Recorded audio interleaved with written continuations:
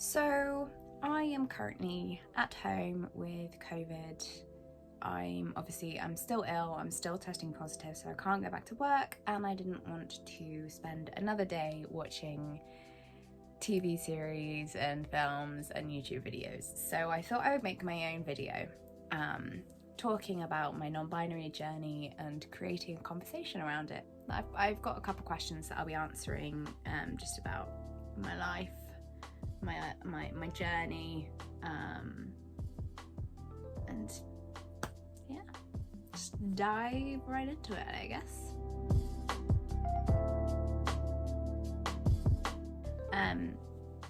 So my journey started in November of 2021. I was very busy at the time.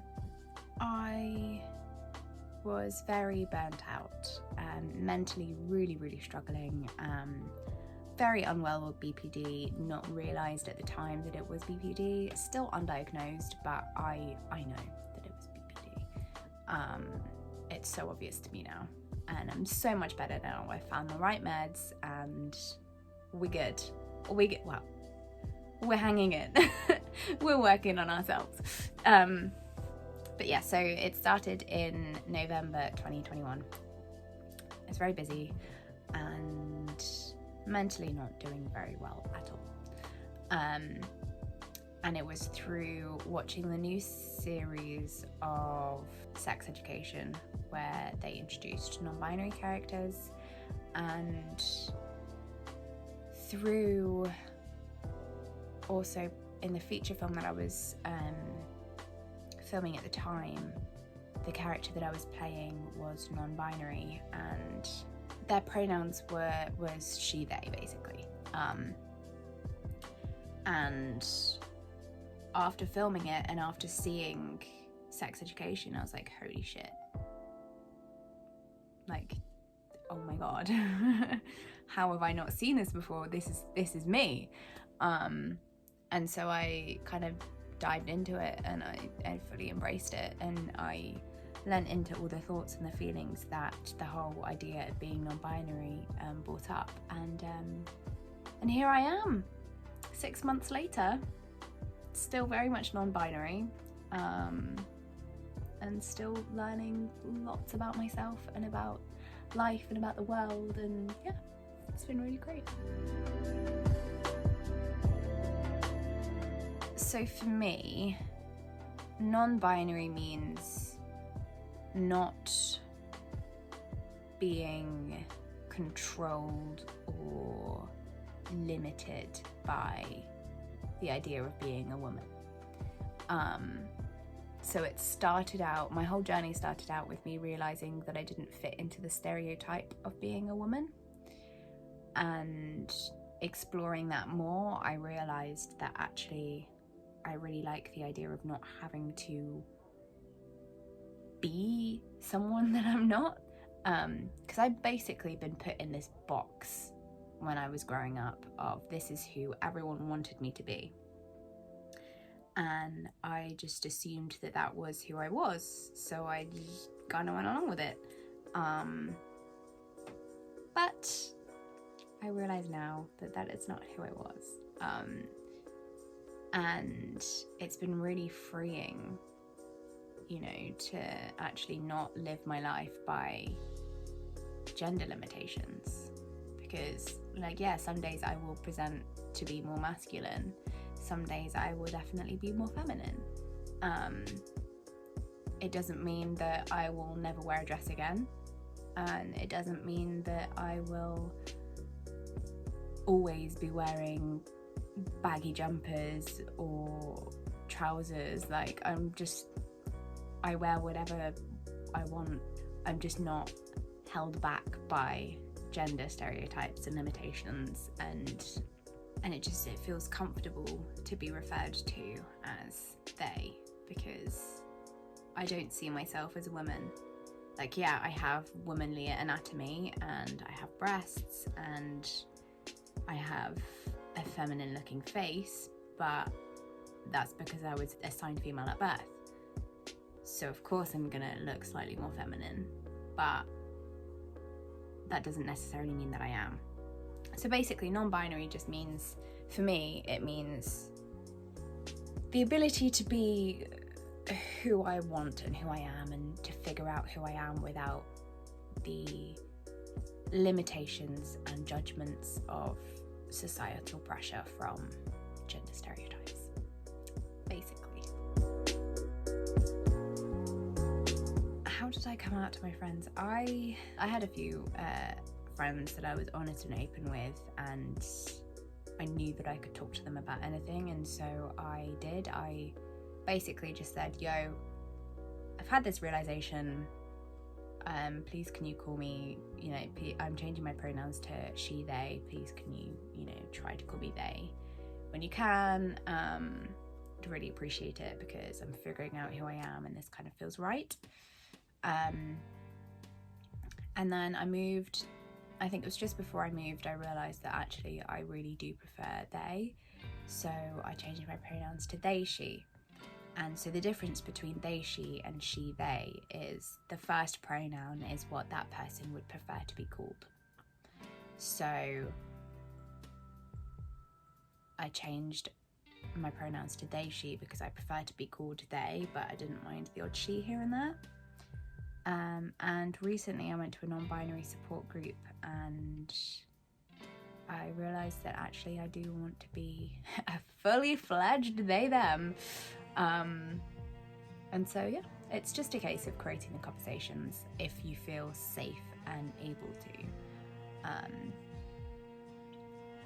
If you aren't surrounded by supportive people, then it is very, very difficult to create those conversations.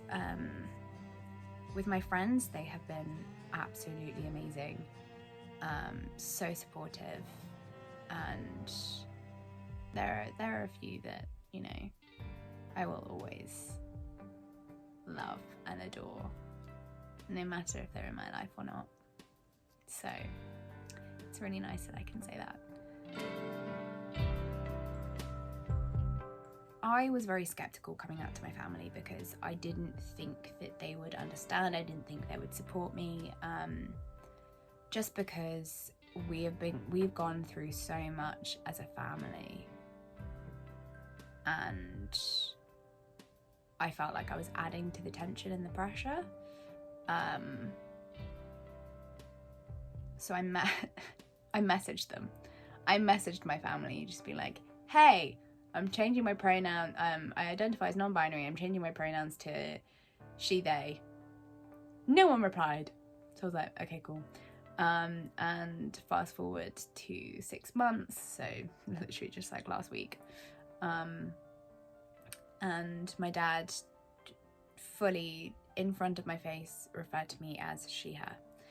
And so I was like, fuck, they're not supportive, they don't love it, like, oh my god, now I'm gonna have to create this conversation again, and I don't really want to. And so I sent another message to my family chat, just being like, hey, actually, do I have it?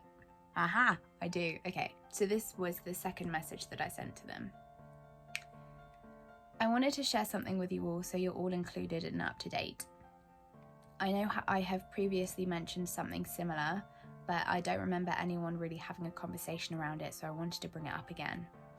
I have been on my self-discovery journey, figuring out who I am for about 6 months now, and I'm certain that I would like to have the pronouns they, them used when referring to me, as I identify as non-binary. Thinking back on my life, I have never felt like I fit in with being a woman. And I'm definitely not a man either. The freedom of not having to conform to a gender that I don't really identify with has been so freeing, and I would really hope that you can all support me in this. A big part of that would be using they, them pronouns. Mum and Dad, I'm still your child. I don't mind if you sometimes call me your daughter, as that's what I've been to you for 21 years, and it's a big adjustment, but if you can use the word child to describe me to others, or even just my name, I would really appreciate that, along with my pronouns. To my brothers, as much as I would love for you to call me a sibling rather than a sister, I know it seems weird. If you do want to call me a sister, I would be okay with that, as long as you can use they, them pronouns to refer to me. I'm happy to talk to you all about it in more detail if you would like, but I wanted to give you a little update. I've been thinking of removing the she from my pronouns for a while now, and I think I'm finally ready to ask that of others. Lots of love to you all, Saf, and then in brackets, they, them. And that was literally last week that I sent that. And so I've always kind of said to myself, if it's not something that I feel like I can talk about in person, then a message is better than nothing. Because I don't think I would have been happy with myself if I just let it slide that my dad used she, her pronouns when I wanted they, them. And then I realised that I hadn't actually talked to them properly about using they, them pronouns, so I couldn't really be annoyed at my dad. So I sent them a message and they were absolutely fine with it. My brothers both said that they were really proud of me, and one of them has never said that before, so it was a really lovely moment. So I have not medically or surgically transitioned yet. I've recently bought some tape which has been instrumental. I've used it once, but even just using it once made me realise that I do want to surgically transition. I want to get top surgery to remove the old bazonkas. They're not massive, and so I could get away with not having surgery, but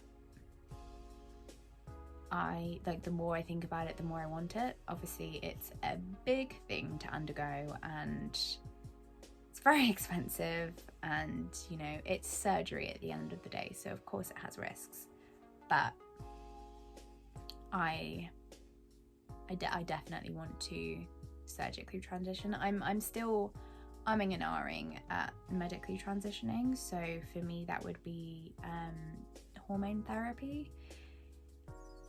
I am skeptical about it because I'm a singer, and as much as I would absolutely love to be on testosterone to lower my voice because it is a little bit too high for my liking, I'm also worried that I'll lose my singing ability because I have a really good range. So it's something that I have to research more and talk to more people about.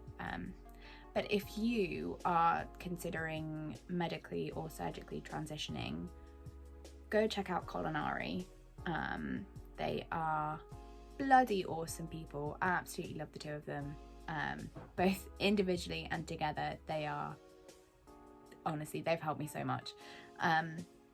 But yeah, Culinary have their medical transition videos, and Ari has also recently had top surgery, so they have that video out as well, so go check it out. So obviously I had the realization of my non-binary-ness in November 21, but I feel like I should have known a long time ago. So I cut my hair, and this is like the big thing, I think. Well, apart from quitting ballet for football when I was 11. I cut my hair August 2019, purely because I was telling myself at the time I wanted it to project me into the roles that I wanted to play as an actor, because I was going to be graduating next year and I wanted to have a solid idea of my career, and I didn't want to blend into every other actor that was out there, you know. I wanted to be slightly different, and I was like, you know what, I want to play really edgy characters, get an edgy haircut. And so I did, and I loved it, and I still love it. Looking back on it now, it's like my subconscious being like, you're being put into a box that you don't agree with, so just realise that's not who you are, and then we can get on with our lives. It only took me 2.5 years to realise that after cutting my hair. I think when I cut my hair, I should have been like, actually, I guess at the time I wasn't really exposed to non-binary people and the idea of gender identity. Like, I had never even considered that I wasn't a female because I was never exposed to it. Whereas now I'm actively trying to have it be a big part of me and who I am, to help expose this idea to other people. I mean, we've come a long way, but I think there's still so many more conversations to have around it. And it's why I think representation in TV programs and films are so important, because it gets that idea out there. And once it's out there, people can do with it whatever they want. But if it's not out there, then people can't be like, oh, them. I resonate with them. Yes, that's me. Because if that doesn't happen, then they're never going to have that thought, and then they're never going to realise that actually that is who they are. So, yeah. So other than that, I probably should have realised, and growing up, I ebbed and flowed a lot.